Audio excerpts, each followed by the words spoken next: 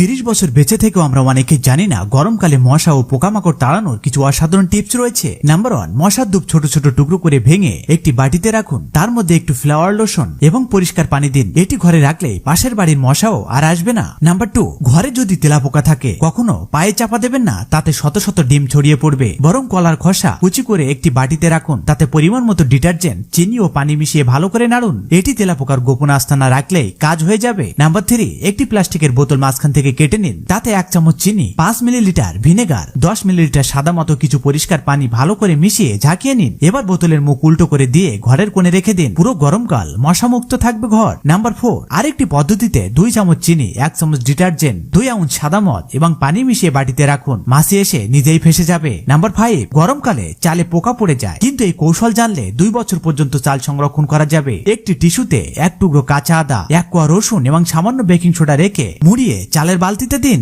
Number 6, পুরনো mask কেটে তাতে কাঁচা আদা, রসুন, অল্প পরিমাণ বড় এলাচ এবং কয়েক ফোঁটা পেন রিফ্রেশিং অয়েল দিন। মুখ বন্ধ করে রান্নাঘর বা টয়লেটে রেখে দিন, মশা ও মাছি ঢুকবে না। নাম্বার 7, ব্যবহৃত মশার ধূপের লিকুইড বোতলে ফেলে দেবেন না। খুব সহজে মাত্র কয়েক পয়সায় তৈরি করতে পারবেন নতুনটি। 2টি ভিটামিন বি ট্যাবলেট গুঁড়ো করে নিন, তাতে ফ্লাওয়ার লোশন ও পরিষ্কার পানি মিশিয়ে ভালো করে ঝাঁকিয়ে দিন। নতুন মশার লিকুইড তৈরি হয়ে যাবে। সবশেষে অনুরোধ, আপনি কোথা থেকে দেখছেন সেটি কমেন্ট করে জানান এবং লাইক, সাবস্ক্রাইব ও ফলো করতে ভুলবেন না।